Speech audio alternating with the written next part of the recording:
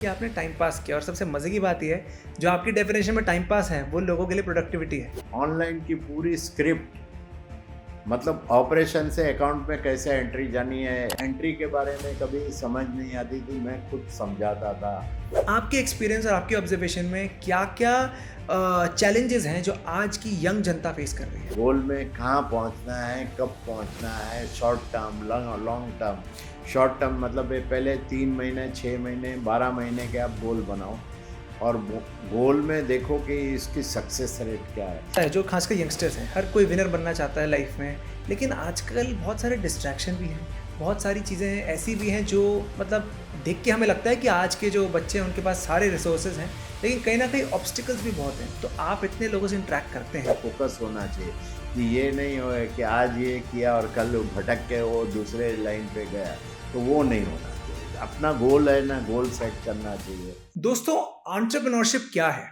Well हमने shark tank देखा है, हमने बुक्स पढ़ी हैं, हम अलग-अलग पॉडकास्ट भी सुनते हैं, बट ऐसे पॉडकास्ट जहाँ पर रियल प्रैक्टिकल एक्सपीरियंसेस शेयर किया जाए, खासकर ऐसे लोगों से जिन्होंने एक्चुअली सब कुछ देखा है, from ground level work to reaching the heights. And आज हमारे साथ ऐसे एक लेजेंडरी फिगर है, इनका नाम है mister Ashok Shah. He is also known as the jewel of Gujarat और ये लॉजिस्टिक्स इंडस्ट्री के एक वेटरन माने जाते हैं।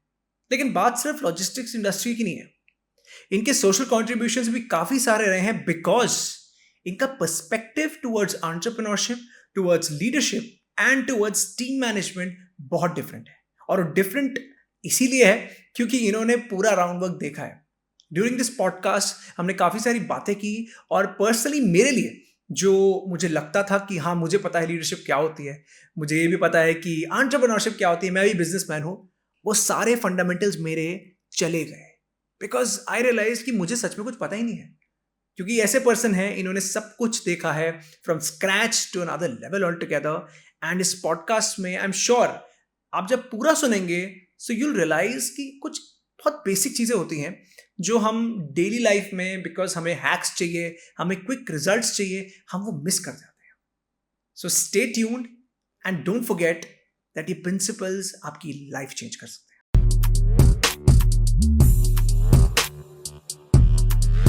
Sir first of all thank you so much, आपका साक्षर दुगल शो में स्वागत है। एंड वैसे तो आज आपसे काफ़ी सारी चीज़ों के बारे में हमने बात करनी है, लेकिन पहले शुरुआत करते हैं आपकी अर्ली लाइफ से। सर कहाँ आपने कहाँ से स्टार्ट किया, कहाँ एंटरप्रेन्योरशिप का मैं कीड़ा तो नहीं बोलूँगा, लेकिन कहाँ से एंटरप्रेन्योरशिप की चाह आई और शुरुआत से लेकर अब तक आपका मतलब कैसा सफ़र रहा है? मेरी सफ़र के बारे में अगर बात करें तो 1950 में मैं बॉर्न हुआ था गांव में।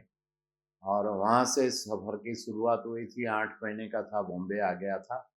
बॉम्बे आने के बाद पढ़ाई में अलग अलग सिचुएशन के हिसाब से 8 स्कूल में दाखिला कराना पड़ा था और लास्ट में मैं वाल्केश्वर मानव मंदिर से एसएससी पास होके निकला था। एक खास बात ये थी कि जहाँ से भी जो भी स्कूल जब भी बदली की, एडमिशन का प्रॉब्लम नहीं हुआ कि जो स्कूल से मैं ट्रांसफ़र होने जा रहा था वहाँ से फर्स्ट रैंक लेके निकला था। तो 2 साल पहले गुजराती मीडियम में पढ़ा, फिर इंग्लिश मीडियम में डाला किसी के कहने से। फिर लगा कि नहीं ये तो अपना वाला है, तो मुझे मेरे भाई का केयरटेकर के हिसाब से सोनगढ़ आश्रम में भेजा गया। आश्रम की 1 साल की बोर्डिंग की पढ़ाई की और उसके बाद फिर मलाड आए, मलाड से चीज़ बंदर गए, चीज़ बंदर से वाल्केश्वर गए, मतलब बहुत लंबी जर्नी रही है। और साथ-साथ में क्या है कि पिताजी ने 1947 में बिज़नेस स्टार्ट किया था, ट्रांसपोर्ट का, लोकल ट्रांसपोर्ट का। स्टार्ट मतलब वो उन्होंने सर्विस जॉइन की थी, 3 साल सर्विस करने के बाद उनकी परफ़ॉर्मेंस देख के उनको एक छोटी-सी ट्रक भेंट दी गई थी और उसके ज़रिए उन्होंने 1950 में लोकल ट्रांसपोर्ट का काम शुरू किया था।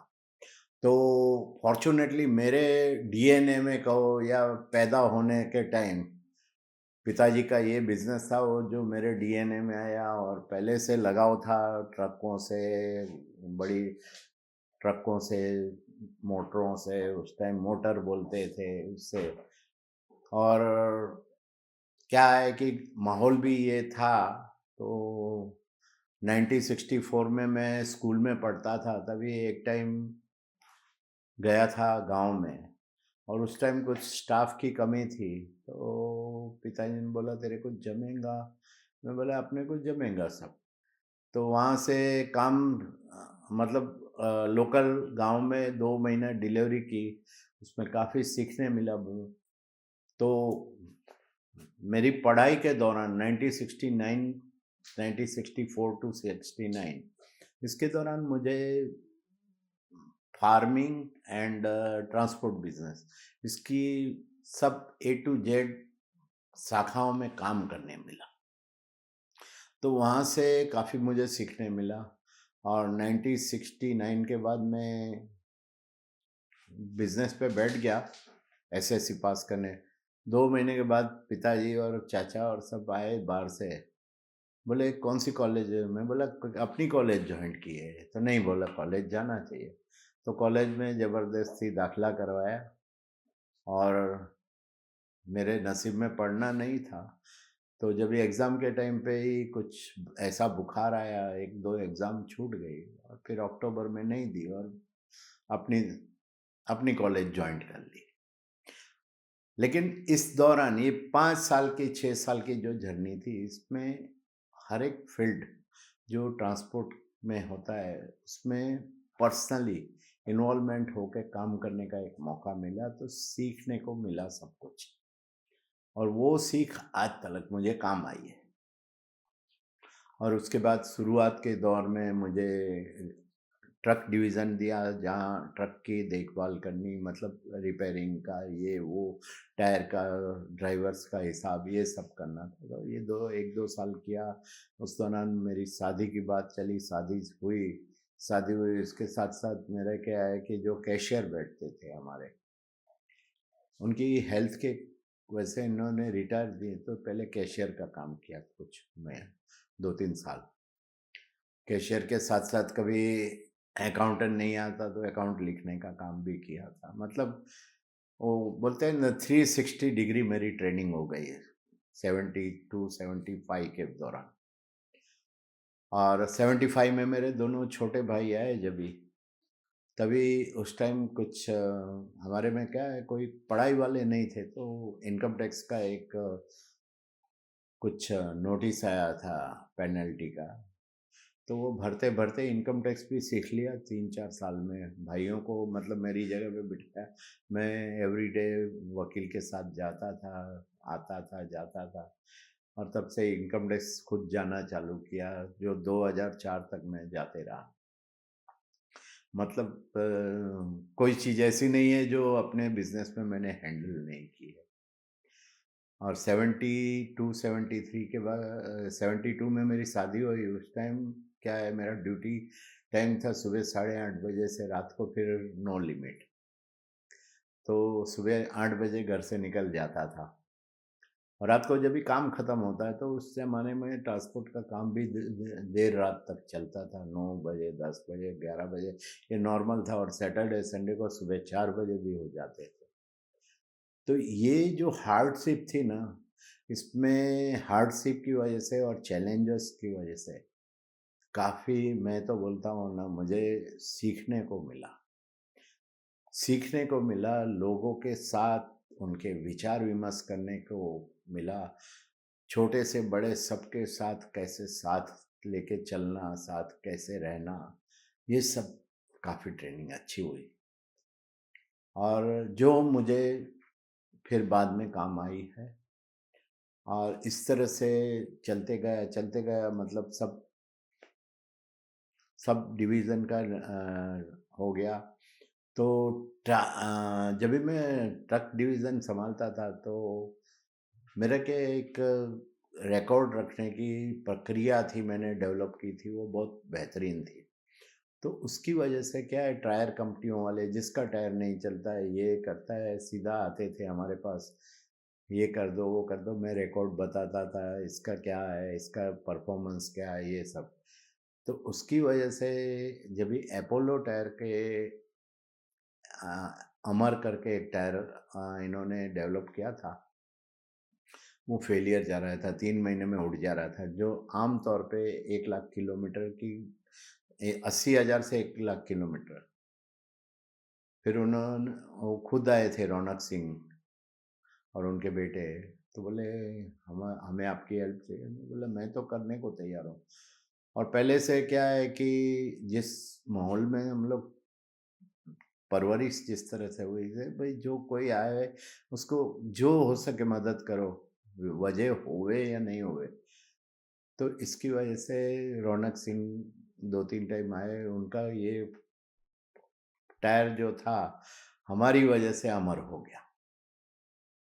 और यहाँ तक कि रौनक सिंह की डेथ के टाइम तक उन्होंने वो रिलेशनशिप रखी थी मेरे हमारे से। तो क्या है कि मैं पढ़ा एसएससी तक था, लेकिन स्ट्रक्चर वैसे काम करने का आदी था, तो एक गोल बना लिया, ऐसे प्रायोरिटी लिस्ट बनाया कि पहले बार का जो है वो निकालना है।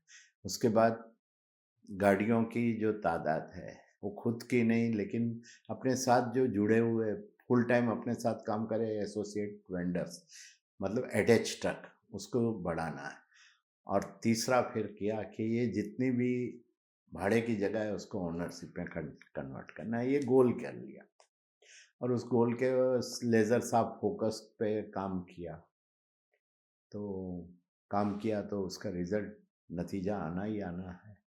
86 में एक ऐतिहासिक हमने डिसीजन लिया था ट्रांसपोर्ट की हिस्ट्री में। फर्स्ट टाइम पूरे स्टाफ के साथ इंक्लूडिंग प्यून एंड ट्रक के ओनर, उनका एक मीटिंग किया कि अपनी कंपनी की बेहतरी के लिए क्या करना चाहिए। 1 दिसंबर 1986, और वहाँ सी रॉक करके होटल था बॉम्बे में, वहाँ किया। तो वहाँ सबने अच्छे सजेशन दिए और वहाँ से फिर ग्रोथ और तेज़ी से बढ़ा। उस टाइम क्या है कि इनकम टैक्स के रेट्स और सब कुछ, हमारा क्या है कि पिताजी ने जब भी कंपनी स्टार्ट की थी तभी बेसिक फंडा रखा था गाइडिंग प्रिंसिपल के हैसियत से कि जैनिज़्म को अपने को गुलाम करना, मतलब जैन धर्म को आगे रखना है और उसके रूल्स एंड रेगुलेशन के हिसाब से अपने आप को बिजनेस करना है। तो कभी उसमें हमने कॉम्प्रोमाइज़ नहीं किया, उसमें एथिक्स आ गया, वैल्यू आ गया, एम्पैथी आ गई, सब कुछ आ गया। मतलब जो आम तौर पे कोई भी धर्म में जो रूल्स होते हैं उसको फॉलो करने चाहिए, तो वो हम कर रहे थे। 87 में कंपनी को हमने, मतलब हमारे क्या थी उस टाइम टैक्स प्लानिंग करना पड़ता था, तो टैक्स प्लानिंग के हिसाब से कुछ पार्टनरशिप रखी थी कि बॉम्बे की एक बॉम्बे ऑफिस एक पार्टनरशिप में, राजकोट ऑफिस दूसरी पार्टनरशिप, भावनगर ऑफिस तीसरी पार्टनर, अहमदाबाद ऑफिस चौथी पार्टनर, ऐसे 7 पार्टनरशिप थी। तो प्राइवेट लिमिटेड कंपनी में कन्वर्ट किया, तो प्राइवेट लिमिटेड कंपनी मतलब क्या है कि 7 कंपनी हमने बनाई। उसके बाद 92 तक हमने मोरलेस सब जगह पे अपनी ऑफिसेस, मतलब प्राइम लोकेशन पे अपनी ऑफिस बन गई थी। उसके बाद 94-95 के दौरान हमें जो सलाह मिली, पिताजी का देहांत हुआ 93 में, तो वो थोड़े 6 महीने 8 महीने हम लोग डिस्टर्ब थे। उसके बाद 94 में सलाह मिली कि सेक्शन 9 के तहत आप सबका एमलगेशन करो, मतलब जोड़ दो। तो वो हमने करके जोड़ के 96 में हमने कंपनी बनाई, लिमिटेड कंपनी करके। तब तक हमारा ऑपरेशन था वो, और ऑफिसेस जो 14 थी उसमें जभी जभी जो जहाँ हमें हमारे पोटेंशियल के हिसाब से भी लगा वो विस्तार हम करते गए थे। और एक टाइम ऐसा आ गया कि गुजरात में, पूरे गुजरात में हमारा समझो ना 72 ब्रांचेस हो गई थी, मतलब हर एक कस्बे डिस्ट्रिक्ट में हमारी ब्रांच थी। और बॉम्बे के अलावा फिर हमने अंधेरी, भिवंडी ये किया, थाना किया। महाराष्ट्र में पहली ऑफिस 1987 में हमने पूना में की, वो भी फ्रेंचाइजी देके। तो हमारा महाराष्ट्र गुजरात का ही काम चालू था। फिर 97 में हमने एक हमारा पुराना एसोसिएट था, उसके साथ साउथ के लिए टाई अप किया, मतलब हम उसको साउथ का माल देवे और गुजरात का माल वो हमें दे, वैसा करा। लेकिन उसकी क्या है कि 3 साल के बाद उन्होंने अपना बिजनेस शट डाउन करने का डिसीज़न लिया, और शट डाउन करने का डिसीज़न जो लिया उन्होंने, उसमें हमको ही पहली ऑफ़र की थी। लेकिन क्या है कि कल्चरली इट वाज़न्ट मैच, मतलब कल्चर के हिसाब से वो मैच नहीं हो रहा था, उनका कल्चर और हमारा कल्चर। पंजाबी थे वो, अच्छे लोग थे, लेकिन उनकी माहौल और कल्चर जो था वो टोटल डिफरेंस था। इसलिए हमने हाथ जोड़ के बोला नहीं, दोस्ती है, आज भी दोस्ती है, तो नहीं करेंगे। और उसके बाद फिर हमने भाइयों ने, चारों भाइयों ने, 3 सगे भाई, एक चचेरा भाई, चारों बिजनेस में थे, और कोई बड़े तो सब रिटायर हो गए थे 1992 में, सब मोरलेस रिटायर हो गए थे। तो उनके साथ विचार विमर्श करके हमने अपनी शाखाएं खोलना है। उस दौरान एक आया कि ये जो 90 में मनमोहन सिंह की सरकार ने जो लिबरलाइजेशन का वो लाइसेंस राज खत्म करके किया था, तो हमको लगा कि फ्यूचर के लिए बिजनेस अभी क्या होना चाहिए। हम लोग हर 5 साल में अपना री इन्वेंट करते थे, और एक टाइम था कि स्टेइंग रिलेवेंट, कि ज़माने के हिसाब से चलना है या ज़माने से 2 कदम आगे चलना है। तो उसके तहत हमने 86 में हम अपने आप को कंप्यूटराइज़ किया, जब भी कंप्यूटर का कोई हमारे इंडस्ट्री में कोई था नहीं। और ऑनलाइन रसीद बनना हमारा 93 में हुआ था, मतलब टेक्नोलॉजी। और तो हमने ये तय किया था कि भाई अपना जो नाम है विजय ट्रांसपोर्ट कंपनी, जिसका सिंबल था भगवान श्री कृष्ण का रथ, उसको री इन्वेंट किया। री इन्वेंट करते करते 3 साल लगे हमें। मतलब जितने स्टेक होल्डर थे, जो हमारे एम्प्लॉई थे, ओनर थे, जो रिटायर हो चुके थे ओनर, उनका इस सब का इंटरव्यू किया, और हम क्या करना चाहते हैं ये किया, और फिर एक पूरे स्टाफ को बुला के कल क्या था, आज क्या है, और आने वाला कल क्या दिख रहा है, उसका प्रेजेंटेशन पूरे दिन में एक किया था हमने, कि क्या कल था, आज क्या है, और आने वाला समय कैसा दिख रहा है। और सबको कन्विंस करके उसके बाद 6 महीने में हमने नामकरण किया अपना, कि वी ट्रांस किया, विजय ट्रांसपोर्ट से वी ट्रांसपोर्ट कन्वर्ट किया। तो एक ये हुआ। और 99 में हमने ये डिसीज़न लिया कि अभी अपनी साउथ की ऑफिसेस खोलेंगे। तो ये पूरा प्लानिंग करके 2002 में ये पहले किया। जनवरी में वी ट्रांस नामकरण किया, उसमें वी एक्सप्रेस, जो एक्सप्रेस डिवीज़न हमारा है, वी लॉजिस्ट, ये भी किया। उसके बाद तुरंत, मतलब फरवरी मार्च के दौरान मैं 8 दिन 10 दिन गया बेंगलोर, चेन्नई और हैदराबाद, तीनों जगह पे ऑफिस नक्की करी, ऑफिस नक्की कर 8 दिन में ऑपरेशन स्टार्ट कर दी। तो वहाँ एक अच्छा बंदा मिल गया था, उसको जिम्मेदारी दे दी कि बाकी का फ्रेंचाइजी जो करना है डेवलप कर।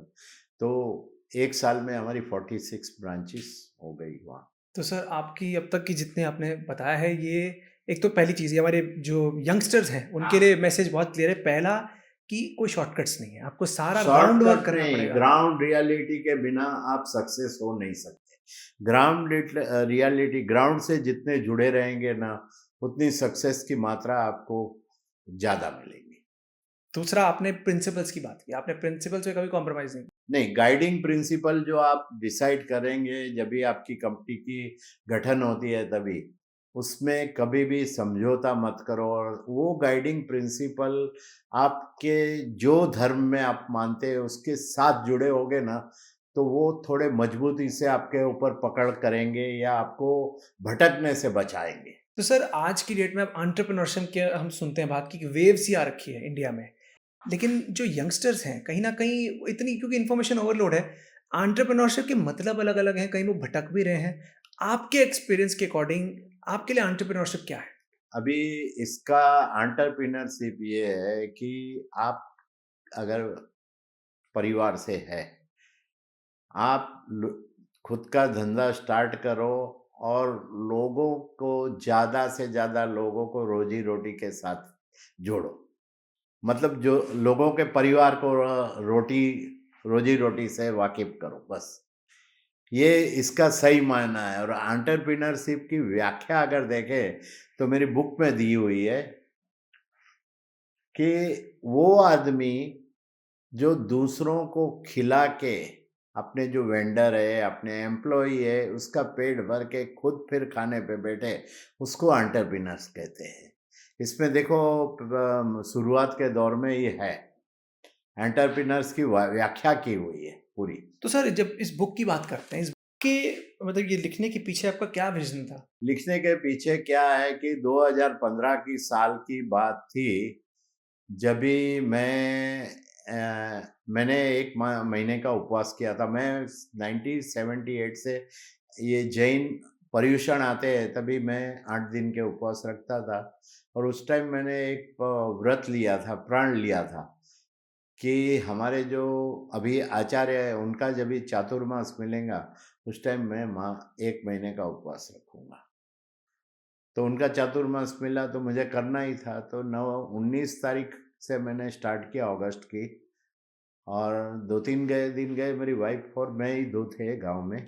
हमारे मंदिर, मतलब जो हमारा मंदिर है, हमारे 8 फुट दूरी पे था।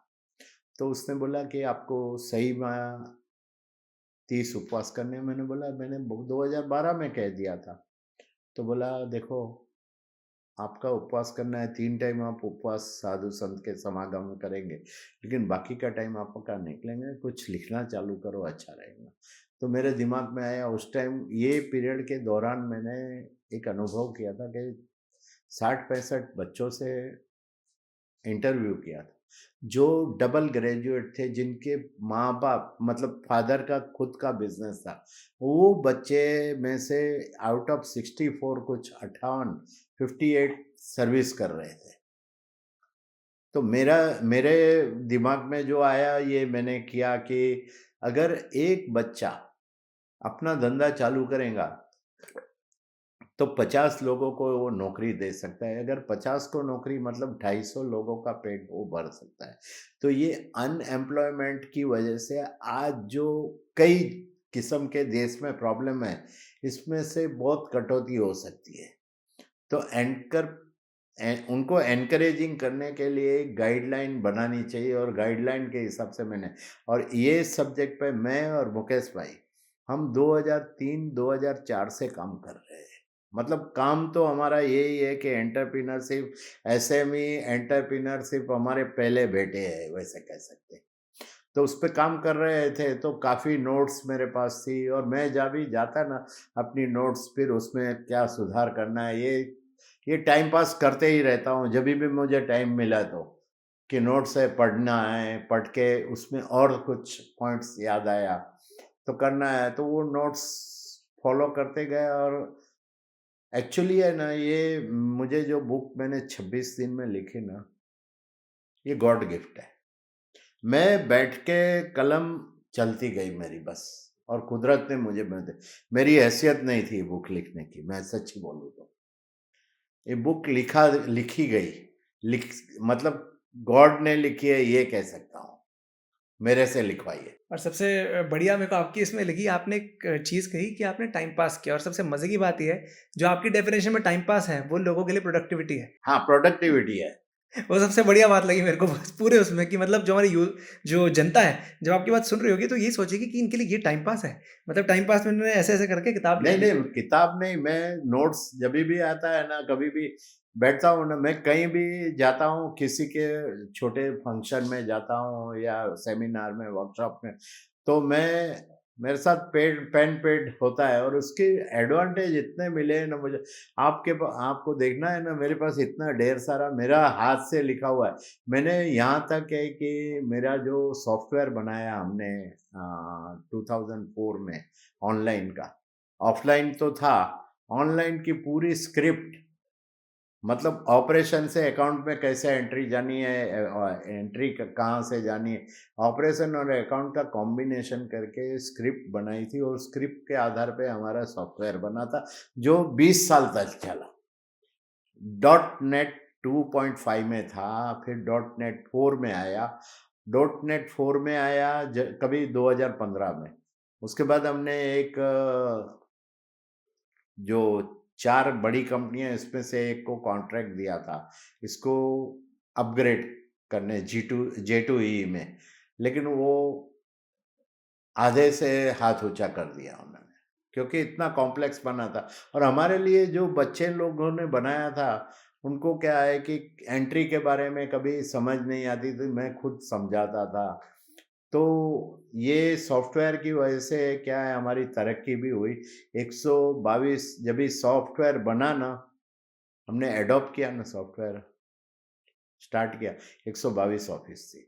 ये सॉफ्टवेयर की वजह से हम लोग 2024 में 1500 ऑफिस तक पहुंचे। सर, आपने इस बुक का नाम द विनर रखा है।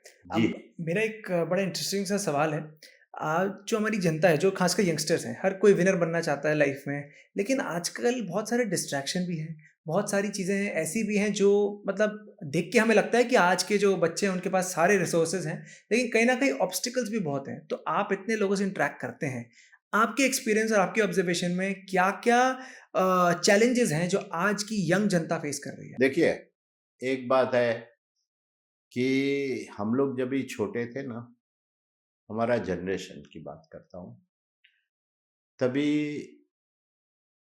एक परिवार है, उसमें 4 भाई साथ में रहते थे। हर एक भाई के किसके 3, किसके 4, किसके 5 बच्चे रहते थे, साथ में रहते थे। अभी इतनी तादाद में होते थे और लिमिटेड रिसोर्सेस होते थे, तो हर एक को अपनी पहचान बनाने के लिए जो संघर्ष करना पड़ता था बचपन से, अपब्रिंगिंग के दौरान, ये आज सबसे बड़ा मिसिंग पॉइंट है आज के जनरेशन में, तो ये है। और पहले तो हम दो हमारे दो तक थे तो ठीक थी, कब तक बात। अभी हम दो हमारा एक, अभी हस्बैंड एंड वाइफ दोनों के कमा रहे हैं। मतलब हमारे टाइम में 1 रुपया कमा रहे थे तो आज 10 रुपया कमा रहे हैं। अभी 1 रुपये में से 5 बच्चों को पालना था, आज 10 रुपये में से 1 बच्चे को। तो पैम्पर्डिंग ज़्यादा होती है, वो दूध मांगे, पानी मांगे तो दूध देते हैं। ये वाली सिचुएशन है, मतलब वेटिंग पीरियड होना चाहिए, उसको अपने आप डेवलप करने चाहिए, उसके जगह पे सब हैंड प्लेटर में देते हैं। तो उसकी वजह से क्या है कि ना बर्दाश्त नहीं कर सकते और इसमें बात-बात में डिमोरलाइज़ हो जाते हैं, हताश हो जाते हैं। और ये वजह है कि जो उनके टारगेट, कुछ बच्चे हैं, आज देखो हमने बीच में हमने एक स्पर्धा की थी। उसमें हमारे जैसे हम 2 हमारे एक वाला परिवार के भी बच्चे थे और म्युनिसिपैलिटी स्कूल में पढ़ने वाले बच्चे थे। लेकिन म्युनिसिपैलिटी स्कूल के बच्चों की जो सोच थी, वो इनको कहीं पीछे छोड़ दिया था। क्योंकि वो संघर्ष करने के अनुभव था। मेंटली टफ थे। मेंटली, फिज़िकली सब तरह से टफ थे और ये मेंटली और फिज़िकली सब तरह से वीक हो गए थे। तो क्या है कि आज देखो आपका 1 बच्चा है या 2 बच्चा है, मैं तो ये कहूँगा कि अगर उसको आज की डेट में बच्चे को सक्षम बनाना है, तो कम से कम 3 से 5 साल बोर्डिंग लाइफ में जाएगा, टफ बनेगा, सेल्फ डिसीजन मेकिंग एबिलिटी का क्रिएट करेगा, खुद के डिसीजन खुद लेगा, तो ये जो आज की सिचुएशन है इससे हम बच सकते हैं। सर, अभी कितने सारे एंटरप्रेन्योर्स हैं और जो जनरली भी जो हम यंगस्टर्स होते हैं, वो कुछ भी लाइफ में हटके करना चाहते हैं, अपने पैशन को फ़ॉलो करते हैं।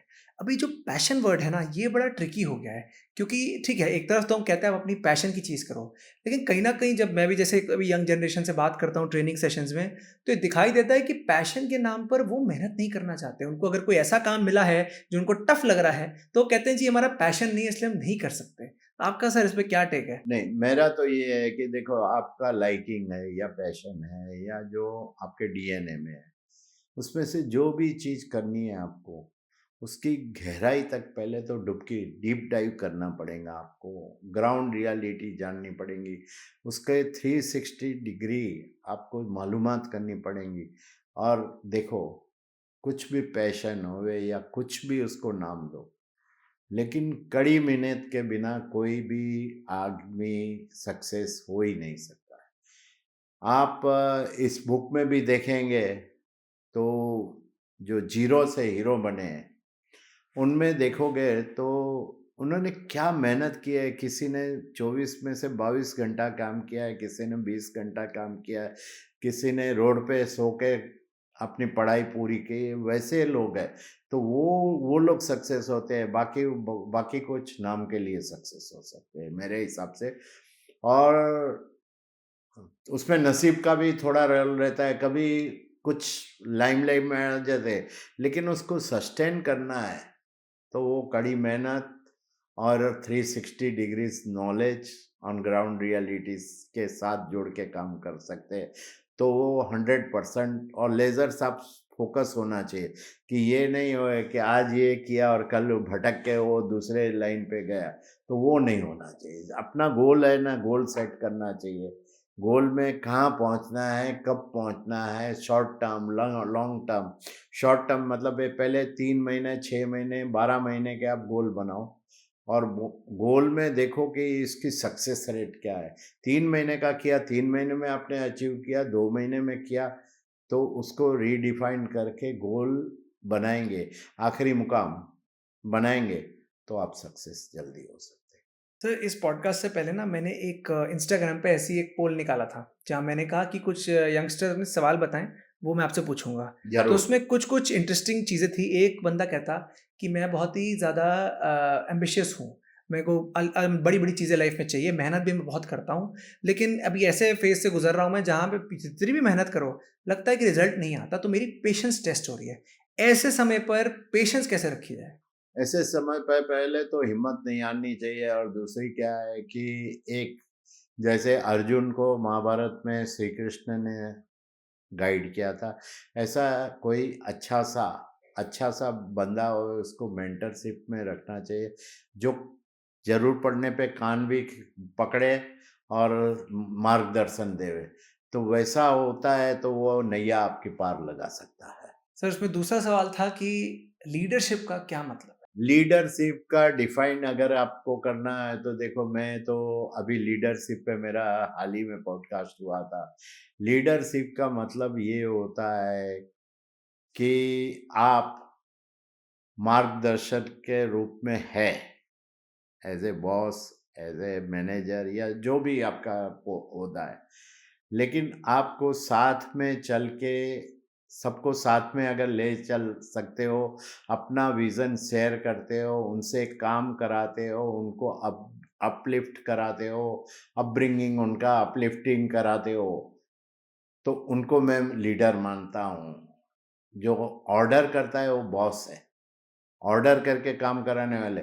लेकिन लीडर वो होता है कि जो अपने सबऑर्डिनेट को पूरा पावर्स दे देवे, मतलब छूट दे देवे, और उसको गलती करने की भी इजाज़त देवे।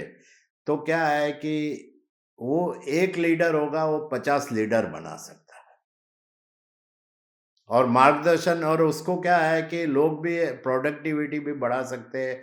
उसके ऐसे लीडर्स के अंडर में काम करने, उसके साथ काम करने वाले हैं, वो खुशी खुशी काम करेंगे, उनकी प्रोडक्टिविटी भी हाई आपको मिलेगी देखने। सर इस बुक में आपने एक और भी चीज़ लिखी है, वो है adoption to technology, adoption of technology. Technology हम सबको पता है बहुत इंपॉर्टेंट है, लेकिन आपकी डेफिनेशन में, क्योंकि आप बिल्कुल प्रैक्टिकल नॉलेज सामने रखते हैं, टेक्नोलॉजी का बिजनेस में, जो धंधे में एकदम जब आप अडॉप्शन कहते हैं, आपका क्या मतलब है इससे? नहीं, आज देखिए, पहले क्या था कि हम लोग जो बिजनेस करते थे ना, वो गट फीलिंग पे करते थे कि वो बोलते हैं जुगाड़ू धंधा आ गया ये। आज क्या है, टेक्नोलॉजी ने इतनी हेल्प की है कि जो घंटों का काम था मिनटों में हो रहा है। और उसमें भी डेटा एनालिसिस ये बहुत अहम भूमिका करता है कि इसमें से आपको कस्टमर बिहेवियर है, कस्टमर के डेटा के एनालिसिस के काफ़ी चीज़ें मिल जाती है और आपको किस दिशा में आगे बढ़ना है वो गाइडेंस मिलती है। तो टेक्नोलॉजी आज मैं ये समझता हूँ, मेरा ये मानना है और मैंने ये 2012 के मेरे एक इंटरव्यू में कहा भी था कि आने वाला समय मुझे लग रहा है कि टेक्नोलॉजी को जो एडॉप्ट करेगा वो सक्सेस होगा और टेक्नोलॉजी से जो दूरी रखेगा उससे धंधा दूर चला जाएगा। और आज जब भी एआई का चलन है, आपको पता नहीं होगा लेकिन एआई का अस्तित्व पिछले 32 साल से है। माइक्रोसॉफ्ट के साथ जो काम किया है, एक हमारे दोस्त है, उन्होंने बताया कि एआई पे हम लोग 32 साल से काम कर रहे हैं। वो उन्होंने 13 साल उनको माइक्रोसॉफ्ट 17 साल माइक्रोसॉफ्ट के, अभी 13 साल से इंडिया में है अपना, 13-14 साल से। तो अभी फ़िलहाल में हमारी कुछ अरसे पहले ही बात हुई थी, तभी उन्होंने शेयर की थी।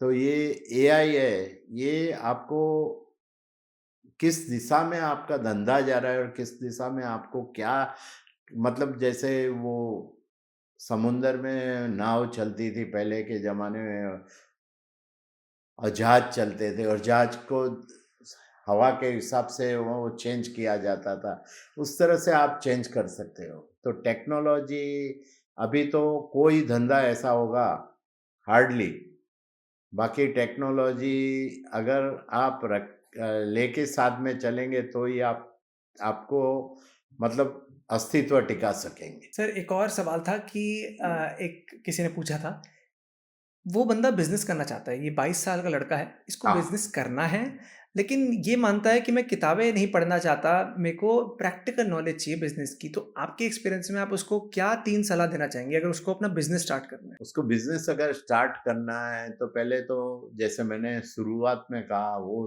3 चीज़ें करनी है। पहले अपने आप को सेल्फ इन्वेंट करना है कि इसका पैशन किस चीज़ पे, इसको क्या लाइकिंग है, क्या करना है और क्या लाइकिंग है, तो वो बिजनेस करे। उसके बाद गाइडिंग प्रिंसिपल बनावे अपना कि मैं अगर बिजनेस करूंगा तो मेरा गाइडिंग प्रिंसिपल क्या है, क्या रूल्स हो गए मेरे लिए अपने लिए कि जिसको मैं फॉलो करूंगा, वायोलेट नहीं करूंगा। और तीसरे बात कि वो बिजनेस की ए टू जेड मालूमात 360 डिग्रीज नॉलेज लेगा और उसके बाद करेगा। तो उतार चढ़ाव होते हैं, थोड़ी हार्डशिप होगी शुरुआत के दिन में, लेकिन उसको सक्सेस मिलनी मिलनी है। और 22 साल का लड़का अगर बिजनेस साल करता है, करना चाहता है, तो मैं ये कहूँगा कि पहले 5 साल रामायण का मॉडल में जावे, मतलब फोर फ्रंट पे कि मालिक भी वही है, मैनेजर भी वही है, प्यून भी वही है और चपरासी भी वही है, मतलब ये वो रोल में करे। और एक टाइम कुछ सेटल हो जाता है बिजनेस, उसके बाद क्या है कि ट्रस्टवर्दी लोगों को भर्ती करता जाए और उन पे ट्रस्ट रख के उनको एक एक जिम्मेदारी दे के अपने आप को उसमें डे टू डे ऑपरेशन से बाहर निकले, डेवलपमेंट के लिए सोचे। और फिर एक टाइम ऐसा आ जाए कि जनरल मैनेजर जैसा, अर्जुन जैसा मिल जावे, तो वो श्री कृष्ण के रोल में, महाभारत के रोल में आ जावे। मतलब मेरा ये कह, मैं तो सबको यही कहता हूँ कि पहले 5 या 8 साल आप अपने आप को एस्टाब्लिश करने में, और एक टाइम एस्टाब्लिश हो जाए फिर डे टू डे के बिजनेस में से आपको विदाई लेनी है और आपको महाभारत वाले रोल में आना है। तो आपको मतलब अनलिमिटेड सक्सेस मिल सकती है और जो आपका जो भी एम है, जो भी गोल है, वो सब आप अचीव कर सकते हो। सर आपके बारे में मैंने जितना पढ़ा, आप मैंने देखा एक डाइवर्स एक्सपीरियंस है, आपने बहुत अलग-अलग लोगों के साथ, सक्सेसफुल लोगों के साथ आप मिले हैं, काम किया है। तो इतने लोगों से मिलके कुछ ना कुछ आपने इनके ट्रेट्स देखे होंगे जो सब में कॉमन होंगे। मतलब कुछ ऐसी चीज़ें हैं जो इन सब सक्सेसफुल लोगों में कॉमन थी। वो अगर आप हमारी जनता को अगर उनसे शेयर करना चाहें? देखिए, अधिकतम लोगों को मैं देखता हूँ, तो एक तो उनमें एथिक्स एंड वैल्यू, ये मैंने पाई है जो सक्सेसफुल लोग हैं उनमें। और दूसरी चीज़ पाई है हम्बलनेस, मतलब एम्पैथी जिसको कहते हैं कि सामने वाले की जूते में पैर रख के अपने को सोचने का है, ये चीज़। और तीसरी चीज़ जो पाई है, कुछ लोगों से देने की भावना। ये 4 चीज़ मैंने कॉमन पाई है सब में। तो ये भावना से जो काम करता है ना, उसको, उसका ग्रोथ है ना, कोई नहीं रोक सकता है। सर एक और सवाल आया था मुझे और ये थोड़ा इंटरेस्टिंग सवाल है।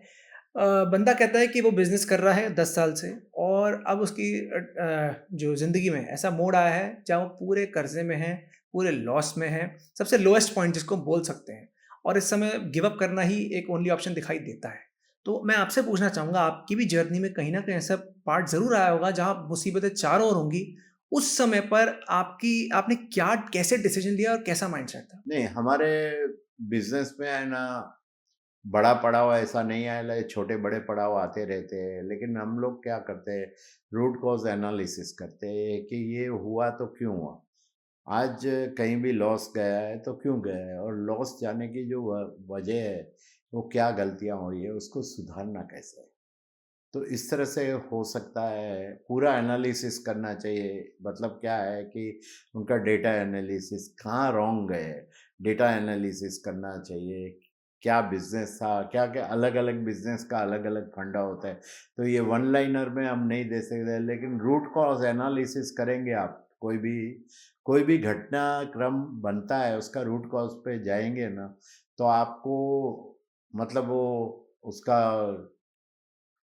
जो लास्ट पॉइंट मिलेगा ना, वहाँ से आप शुरू करेंगे, तो आपको पता चलेगा कि पहले मेरा धंधा बरोबर चल रहा था और गया है। तो गया है तो कहाँ से स्टार्ट हुई डाउनफॉल, डाउनफॉल की वजह क्या है? क्या मैंने ऐसा किया या क्या हालात ऐसे आ गए? ये सब एनालिसिस करना चाहिए। ये मतलब क्या है, किसी एक्सपर्ट का काम है, लेकिन डेटा एनालिसिस भी करना चाहिए। और कौन से स्टेप गलत हुए, रूट कॉज एनालिसिस, कौन से स्टेप आपके गलत हुए, गलत स्टेप की वजह से ये होता है। सर आपने सोशल कंट्रीब्यूशन की भी बात की थी कुछ टाइम पहले। अब आपकी जर्नी देख लीजिए ऐसे कई लोग होते हैं जो अच्छे सक्सेसफुल बिज़नेसमैन हैं, लेकिन वो सोशल कंट्रीब्यूशन की तरफ नहीं जाते और कुछ लोग होते हैं आपकी तरह जो सोशल कंट्रीब्यूशन की तरफ जाते हैं। अपनी लाइफ़ की जो एक कहते हैं ना नया चैप्टर सोशल कंट्रीब्यूशन में लगाते हैं। तो आपके ये मतलब ये शुरू से ही था या बाद में कुछ ऐसा मोमेंट आया जहाँ आपको लगा नहीं सोशल कंट्रीब्यूशन की तरफ मेरा हाथ होना चाहिए? नहीं, ये फॉर्चुनेटली मैं इतना नसीब वाला हूँ, मेरे डीएनए में आया। तो कहाँ से शुरुआत करते, तो मेरी दादी माँ से शुरुआत करूँ या दादी माँ की, मतलब पिताजी की दादी माँ से। तो उनके है कि कोई भी उस टाइम हमारे पास कोई पैसों की इतनी नहीं थी, बहुत नॉर्मल परिवार था हमारा। लेकिन कोई भी बंदा आएगा, उसके लिए कुछ भी करना है तो करने को दादी माँ तैयार रहती थी, पढ़ी लिखी नहीं थी। कोई भी आएगा, अनजान आदमी, जिससे कोई लेना-देना नहीं, खाना खाए बिना नहीं छोड़ना है, ये। और यही मेरे पिताजी में आया। तो पिताजी ने तो 1966 में 43-44 की एज में रिटायरमेंट लेके 27 साल लाइफ का सोसाइटी को दिया था। और मेरा 1981-82 में मैं ट्रांसपोर्ट एसोसिएशन से जुड़ा था, तब से कंटिन्यू 2009 तक किया था। लेकिन पिताजी का शॉर्ट मतलब बीमारी में डेथ हुआ, तो जितने ऑर्गेनाइजेशंस के वो जुड़े थे, उनका बाय डिफ़ॉल्ट मुझे वो बोलते हैं थप्पा मिल गया। वो क्या है, कुएँ के पे बैठे थे, तैरना नहीं आता था और धक्का किसी ने दे, हाथ-पैर चलाए, तैरना आ गया, तो उस तरह से आ गए हम लोग। और फिर लाइकिंग भी था। देखो, बिना लाइकिंग की कोई नहीं बढ़ सकता। तो अच्छा लगता था, कहीं किसको देना है, कुछ किसके लिए करना है, तो सुकून मिलता था। तो वो हिसाब से फिर आ गए हम लोग, मतलब ये परंपरा एक तरह की है। और अभी ट्राई कर रहे हैं बेटों को जोड़ने के लिए इसमें, वो 43-44 के है, तो उनको भी धीरे धीरे इसमें जोड़ रहे हैं हम लोग। नहीं सर, तो जहाँ तक सोशल कंट्रीब्यूशन की बात है, तो मैं काफ़ी वर्कशॉप्स लेता हूँ अलग स्कूल, कॉलेजेस में, साइबर के रिगार्डिंग। तो वहाँ पर एक और चीज़ देखी है मैंने, बच्चे जो है ना, वो फेलियर से डरना शुरू हो गए, पता नहीं क्यों? वो लोग फेल नहीं होना चाहते, अगर वो कुछ भी चाहे पैशन वाली चीज़ ही कर रहे हों, लेकिन कहीं न कहीं उनके दिमाग में रहता है, यार इसमें मैं फेल नहीं हो सकता। जहाँ उनको फेलियर दिखता है, वहाँ यू टर्न मार लेते हैं। नहीं आपका इस पे क्या टेक है? नहीं, मैं मेरा एक्सपीरियंस शेयर करता हूँ। ऐसे कुछ बच्चों के परिचय में मैं आया हूँ, तो मैंने उनके माँ बाप से बात करके कहा कि देखो, बच्चों को है ना फेलियर से परिचित कराओ। उनको फेलियर नहीं है तो फेलियर कराते जाओ, छोटे छोटे फेलियर उसके करवाओ। क्योंकि नहीं तो ये जो आज एक ज़माना था कि एक भी बच्चा सुसाइड नहीं करता था, या करता था तो नहीं के बराबर था। आज इतने केस बन रहे हैं, क्या है, ये छोटे छोटे फेलियर में एकदम डिप्रेस हो गया। और ये सब की वजह है अकेलापन। जो हम दो हमारे दो और हम दो हमारा एक वाला आया ना, वो इसकी पैदाश है, मैं तो बोलता हूँ। जब भी हम लोग 5-7 बच्चे, 15 बच्चे, चाचा मामा के भतीजे मिलके 15-20 थे ना, वो छोटे छोटे फेलियर किसको इम्पैक्ट नहीं करती थी। हमने तो छोटे बचपन में कितनी फेलियर देखी है, लेकिन कोई इम्पैक्ट नहीं करती थी। ओ फेल है, चलो खड़े होके दूसरी फिर लड़ेंगे वाली बात आती थी। अभी फिर लड़ने वाली बात नहीं है उसकी वजह से कि जो इनकी परवरिश होती है ना, परवरिश के दौरान 12-15 साल के जब भी बच्चे होते हैं, तब तक उनको कभी फेलियर को टच करने नहीं दिया है। तो वो बचपन से आप फेलियर कराते जाएंगे बच्चों को, तो ये नौबत नहीं आएगी। ये मेरा स्ट्रांगली मैं बिलीव करता हूँ। और आप तहकीकात करेंगे, इसके जड़ में जाएंगे, तो यही चीज़ आपको मिलेगी। सर, एक और बिज़नेस ओनर से मैं बात कर रहा था, यंगस्टर ही है, मतलब मिड 30s में है। वो कहता कि मैं अपना बिज़नेस एथिक्स से चलाता हूँ, प्रिंसिपल्स हैं मेरे, मैं ट्रस्ट भी करता हूँ।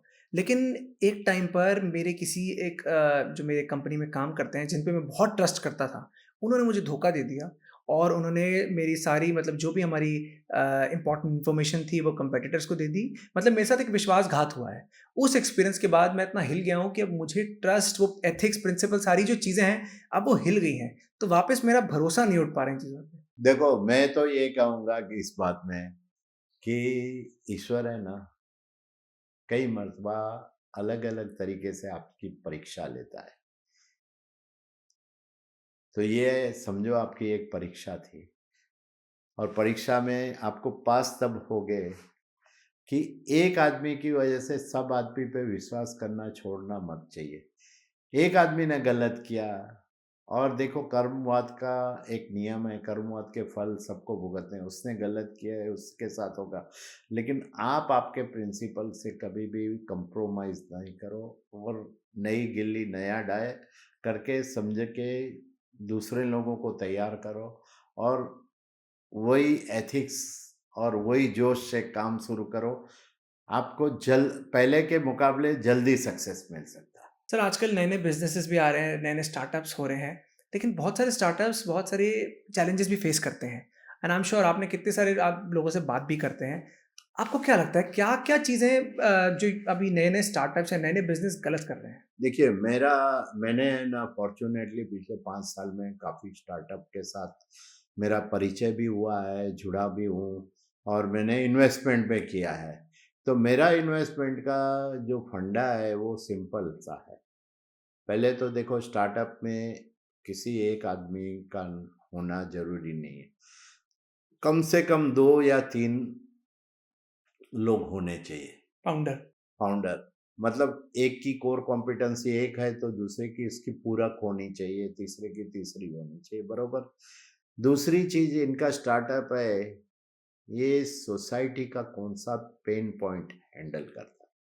अगर सोसाइटी के पेन पॉइंट को एड्रेस कर रहे हैं, तो उसको आज नहीं तो कल सक्सेस होना ही है। और तीसरी बात ये है कि टेक्नोलॉजी का क्या सहारा ले रहे हैं और इनका अल्टीमेट बिजनेस प्लान क्या है, इनका गोल क्या है, ये समझ के मैं उनमें उन पे दांव लगाता हूँ। और जो आदमी पैसा कमाने के लिए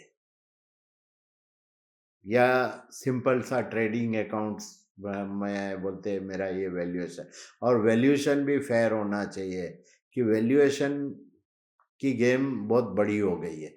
अभी पहले क्या था कि हमने 2000 जब भी कोरोना काल से बाद में स्टार्ट किया था, सब एवरेज वैल्यूएशन जो थी कि 6 करोड़ से करके 15-20 करोड़ तक की थी। जो आज कहीं भी नया आया तो वो जस्टिफाई नहीं करता है कि 40 करोड़ की मेरी वैल्यूएशन है या 50 करोड़ की है या 100 करोड़ की। जस्टिफाई कैसे करेंगे आप? तो जस्टिफाई जो कर नहीं सकता है वैसे बिजनेस में मैं दांव नहीं लगाता हूँ। तो मेरा तो ये है कि आज देखो हमने भी काफ़ी स्टार्टअप में इन्वेस्ट किया है, लेकिन वो जस्टिफाई करते हैं। एक अभी का एक दाखिला देता हूँ जस्ट आपके, तो उन्होंने अपना बिजनेस प्लान बनाया, प्लान अच्छा था, लोगों के मतलब एसएमई सेक्टर को बहुत ही बेनिफिशियल था,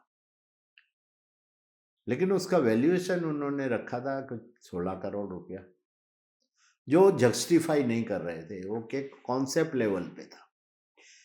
हमने उनके साथ 3 मीटिंग की क्योंकि लोग अच्छे थे इसके लिए। उनका जो मकसद था ना बहुत नोबल था। उनके साथ मीटिंग की, उनको पेपर वर्क करके ये बताया कि तेरा वैल्यूएशन जो है 5 से 6 करोड़ है, लेकिन तेरी भावना जो है उसकी कदर करते हुए हम 7.5 का वैल्यूएशन देगा। और उसको भी गले में उतर गया और उसने किया, हम आगे बढ़े और आज 6 महीना हुआ है मेरे ख्याल से, लेकिन वो उसका जो टारगेट है, टारगेट पे टारगेट थोड़ा पीछे चल रहा है 15 दिन, लेकिन अचीव कर रहा है। और हमने इस पे दांव लगाया, 2 पार्टनर थे, टेक्नोलॉजी थी, उनका उम्दा जो कॉन्सेप्ट था उस पे। तो इस तरह से होता है। तो मेरा तो ये मानना है कि ये चीज़ों को आप ध्यान रखेंगे तो सक्सेस हो जाएंगे, और उसको ए टू जेड ये इसका प्रोज एंड कॉन्स, मैं ये बिजनेस में हूँ इतने साल से, उसके बावजूद मेरे से हटके 2-4 पॉइंट उन्होंने बताया जो मुझे बहुत अच्छे लगे। सर, एक चीज़ मैंने नोटिस की और आप मुझे बताइएगा इसमें कितनी सच्चाई है। आजकल सब पैसे के पीछे भागते हैं। लोग बिज़नेस पैशन से पहले स्टार्ट नहीं करते, पहले उनको दिखता है पैसे कहाँ से कमा सकते हैं। अच्छा, मज़े की बात क्या है, जिन्होंने पैसे कमा लिए हैं, जो अच्छे सक्सेसफुल बिज़नेसमैन हो गए हैं, उनका नेचर मैंने हमेशा जितने भी लोगों से मैं मिला हूँ, कभी ऐसा नहीं देखा कि वो पैसे के पीछे भागते हों। जबकि दूसरे लोग जो भी आप कह सकते हैं एक स्ट्रगलिंग फेज़ या फिर अपनी जर्नी में हैं, वो पैसे के पीछे भागते हैं बट कभी पहुँच नहीं पाते। तो ये माइंडसेट कितना फ़र्क पड़ता है? नहीं, माइंडसेट में देखिए, आज अभी मेरा एक पॉडकास्ट था कि स्पिरिचुअलिटी इन बिजनेस। अगर आप स्पिरिचुअलिटी या आपका अपब्रिंगिंग धर्म के साथ हुआ है तो आप पैसे के पीछे नहीं भागेंगे, पैसा आपके पीछे भागेगा। पैसे के पीछे पैसा, देखो धंधा है ना, आदमी बूढ़ा होता है, धंधा कभी बूढ़ा होने वाला नहीं है। और एक एक पॉइंट आता है कि जहाँ आपको संतुष्ट होना है। हाँ, पैसा कमाना कोई बुरी बात नहीं है। पैसा कमाना एथिकली सच्चे रास्ते से कमाना है, और सच्चे रास्ते से कमाया हुआ पैसा बरकत देता है, और बरकत के साथ साथ आप उसको आपकी ज़रूरत के मुताबिक आप रख के सोसाइटी को क्या कंट्रीब्यूट करते हो, इसका ये करना स्टार्ट कर देंगे ना, जब भी कंट्रीब्यूट करना लोग चालू कर देते हैं ना, फिर भागना बंद हो जाता है। तो देने की भावना जब भी क्रिएट होती है ना, उसके बाद फिर भागना बंद हो जाता है, देखना। ये मैंने कई लोगों के लाइफ में देखा है। और जब तक देने की प्रैक्टिस नहीं होती है, भागते रहते हैं। सर, अब जैसे कोई मान लीजिए आप हमारे मैं नाम नहीं दे सकता हूँ, लेकिन ऐसी व्यक्ति का है जिसने पूरी लाइफ अपने पैसे के पीछे भागने में की है। जब भी देने की शुरुआत की तो अभी इतने बड़े बड़े डोनेट कर रहा है ना कि कभी कल्पना नहीं की थी कि ये आदमी 1 रुपया भी देगा वैसा। तो ये ये ऑटोमेटिक, ये कुदरत के नियम है कुछ, उसको फॉलो, वो हमारे आपके बस की बात नहीं है, ये कुदरत ने बनाई हुई सिस्टम है। सर जैसे मान लीजिए कोई हमारा पॉडकास्ट सुन रहा है और उसको लगता है कि अब तक मैं स्पिरिचुअलिटी अपने बिजनेस में नहीं ला रहा था, मेरे कुछ स्पिरिचुअलिटी का एंगल था ही नहीं, मगर अब मुझे उस चीज़ को लाना है, तो बंदा कहाँ से शुरुआत करे? सिंपल, जो धर्म में मानता है उसके बेसिक प्रिंसिपल और उसकी बेसिक प्रिंसिपल का जो मीनिंग है वो निकाल के उसमें एडॉप्शन करे, बस सिंपल, बहुत सिंपल है ये चीज तो। तो अब तक जितनी भी हमने बात की, एक चीज़ तो मुझे समझ आ गई कि हर चीज़ सिंपल है, कॉम्प्लिकेशन करने की कोई ज़रूरत नहीं है, जो आजकल उल्टा हो रहा है आजकल। कॉम्प्लिकेशन हम लोग करते हैं। आप लाइफ को है ना, जैसे चल रही है चलने दो, चलने दो। और जहाँ जो देखो, उतार आएगा चढ़ाव आएगा, लिफ्ट में बैठेंगे तो ऊपर जाएंगे, फिर नीचे आएंगे, फिर ऊपर जाएंगे, वैसा होता रहता है। तो कभी कोई कांस्टेंट नहीं चलने वाला है। आप देखो, ब्लड प्रेशर मापेंगे तो वो भी ऊपर नीचे होने वाला है। आप हार्ट बीट देखेंगे तो वो भी वैसे वैसे होने वाला है। तो सब कुछ ऐसे होने वाला है।